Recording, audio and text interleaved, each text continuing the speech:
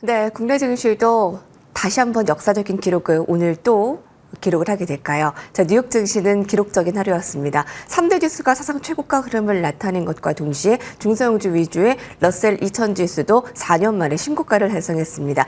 이 시간에 코로, EWI, ETF, 야간 선물 모두 플러스권을 나타내면서 오늘 국내 증시 출발도 긍정적으로 신호를 보이고 있습니다. 자, 이충강 레그넘 투자자문 대표님과 오늘 집중구서 함께하도록 하겠습니다. 안녕하십니까? 안녕하셨어요? 네. 아, 자, 9월이 참 좋네요.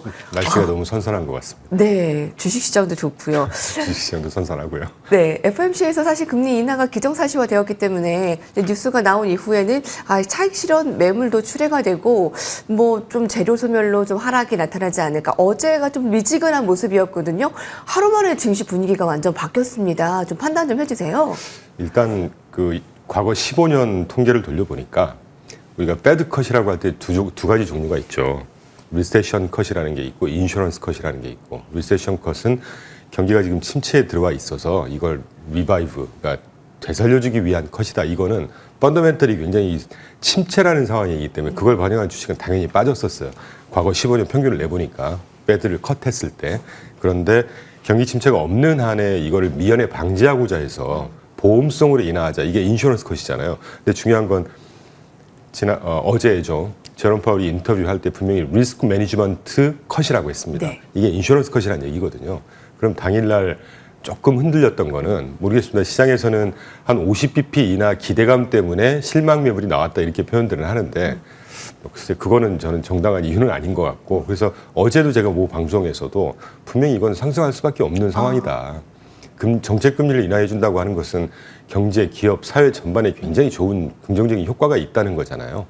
그래서 예상대로 시장은 뜬 것 같고, 뭐 절대 홍보는 아니지만 저희 포트폴리오도 오늘 새벽에 보니까 뭐 주식형 같은 경우가 네. 한 3% 가까이 상승했습니다. ETF로만 구성을 했는데도. 예, 네. 그래서 오늘 얼굴이 더 좋아 보이시는군요. 의상도 더 멋져 보이시고요. 자, 그러면 이제 펀더멘털이 안 좋은 상황에서 뭐 금리 인하를 한 것이 아니라 조금 더 보험성 인하였고, 앞으로 이제 미연에 방지하기 위한 긍정적인 금리 인하였다면 지금으로서의 연말까지의 주식 탄탄한 모습은 기대해도 된다라는 말씀이신가요? 기본적으로 뭐 들쑥날쑥은 하겠지만 네. 우상향을 전제하고 있고, 다만 유일한 이제 그 위험 잠재 리스크 중에 하나가 물가 상승이라고 저는 판단하고 있어요. 네, 자, 관세로 인한 물가 상승은 아직 좀 더 두고 봐야 된다라는 얘기를 했는데요. 그것이 좀 인플레이션을 좀 자극할 수 있는 요인으로 계속 좀 발목을 잡지 않을까 하는 우려감에 대해서는 어떻게 생각할 수 있을까요? 저도 그 부분이 되게 어렵습니다, 지금. 저는 당초에 한 8, 9월 달 정도에 관세에 따른 물가가 이렇게 되튀는 모습이 나올 거라고 생각을 했거든요.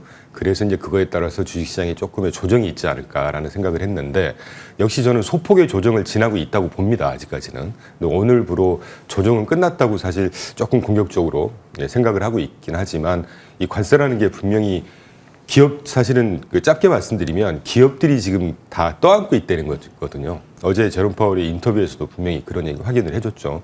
그러면 언제까지 그 기업들이 관세를 계속 떠안을 수는 없을 거란 말이죠. 마진 훼손이 되는 부분은 어떤 임계치가 있을 거란 말입니다. 참고로 비근한 예로 지난주에 RH라는 미국의 그 굉장히 고가 수입 가구 회사에서 2, 4분기 실적 발표를 하면서 CIO가 가이던스할 때 분명히 이렇게 얘기를 했어요.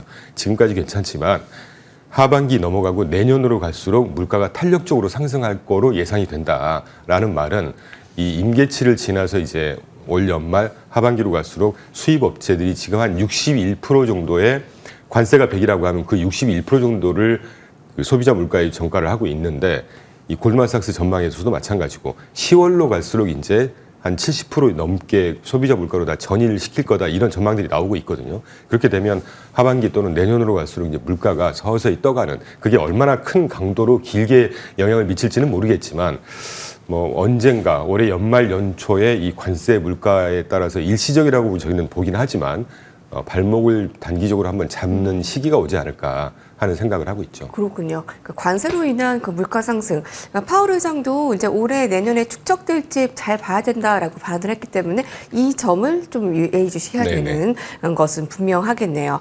포트폴리오 안에 지금 대표님께서는 기술주 중심의 포트폴리오를 계속 좀 하고 계시잖아요. 아니요, 그렇지 그렇지 않습니다. 않을까요? 예, 예. 오, 제가 이 네. 자리에서 이제 저희 포트폴리오 말씀을 나눈 적은 없는데 저희는 지난 3년 반 동안 소위 M7이라고 하는 비중을 많을 때 11%, 지금 현재는 한 7% 정도밖에 안 갖고 있습니다.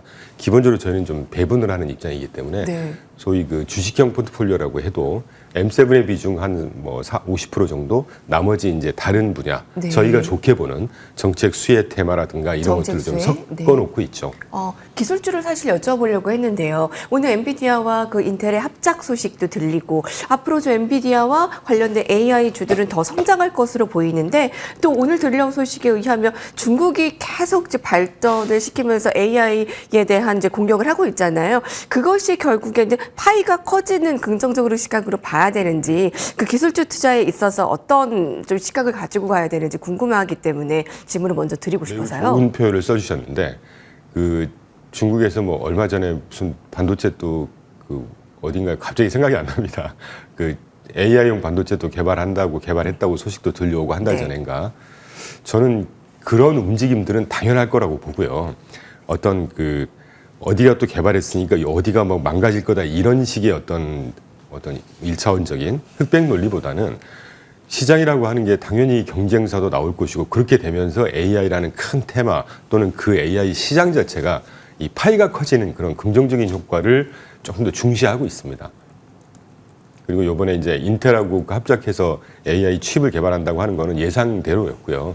지금 사실 중국과 미국이 크게 보면 지정학적으로 패권 싸움을 하고 있고 그 안에 반도체 패권 싸움도 진행 중이라고 보거든요. 그런 의미에서 뭐 얼마 전에 화웨이인가 하여튼 거기서 AI 칩 개발한다고 얘기도 네. 나왔고 네. 여기서 굉장히 공격적으로 뭐 투자를 하고 뭐 엔비디아를 뛰어넘을 거고 이런 얘기, 목표는 그렇게 삼을 수 있죠. 그럼 엔비디아나 미국에 있는 회사들은 기술 개발에 열의를 쏟지 않을 거냔 말이죠. 이 간극은 두고 봐야 되겠지만 당장 뭐 몇 년 안에 중국의 반도체 기술이 미국의 반도체를 막 오버라이드하고 이겨버리고 이런 상황은 쉽지 않지 않을까 하는 생각을 하고 있습니다.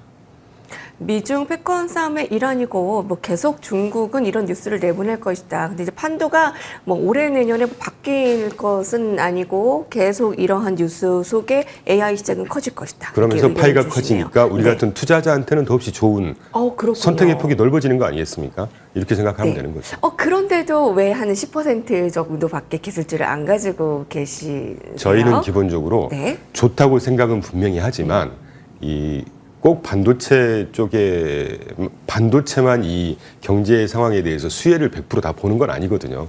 참고로 제가 오늘 저희 포트폴리오 말씀 나누는 온 자리는 아닌데 네. 중소형 산업재를 저희가 2년 전에 투자를 했어요. 그게 누적으로 지금 거의 한 90% 가까이 됩니다. 수익률이. 그러니까 수익률을 제가 말씀드리려고 이 수치를 말씀드린 게 아니라 반도체 최근 2년 전이면 엔비디아가 거의 한 8배 뜨는 아주 뭐 M7이나 빅테크가 거의 지배했던 시장입니다. 그럼에도 불구하고 소리 소문 없이 올라가는 테마나 분야들은 분명히 있더라는 것이죠. 저희는 그런 것들을 찾아서 기본적으로 배분을 해놓자는 입장이기 때문에 왜냐하면 M7이 만약에 속도가 줄어들거나 어떤 이유 때문에 시장은 아무도 모르는 거잖아요. 그런 시장이 돼버리면 저희 포트폴리오는 전혀 맥을 못 추는 그 위험에 그대로 노출이 되는 그런 상황이 갈 수밖에 없기 때문에 기본적으로 저희는 자산 배분과 꾸준한 상승 이거를 큰 방향으로 삼고 있기 때문에 기본적으로 여러 가지 테마들을 좀 저희가 판단해서 좋을 만한 테마들을 섞어서 자산 배분하는 걸 기본으로 삼고 있죠. 오늘 마침 러셀 2000 지수가 4년 만에 신고가를 경신하고 또 금리 인하 수혜를 받는 또 중소형주들의 관심이 더 커지고 있습니다. 그런 면에서 자산 배분이나 포트폴리오 전략을 좀 더 균형 있게 가지고 가셔야 될 것 같고요. 한 2, 3년 전에 함께했던 중소형 산업재 쪽이 또 소리 소문 없이 이렇게 좀 오르는 부분도 우리가 주목할 만합니다. 자, 그럼 이 시점에서 이제 투자 전략을 좀 세워주신다면 어떻게 하면 좋을까요? 투자 전략 제일 먼저 드리고 싶으면 제가 갖고 온 차트를 꼭 한번 띄워주시는데 네. 지난주에 이 핌코라는 회사가 있어요. 아시겠지만 전 세계에서 채권의 정말 명가입니다. 제가 그 알리안츠 자산운용 근무할 때 알리안츠 그룹이 이제 핌코를 인수해서 핌코의 채권형 상품들을 대한민국에 처음 도입할 때 제가 그 한 가운데 있었거든요.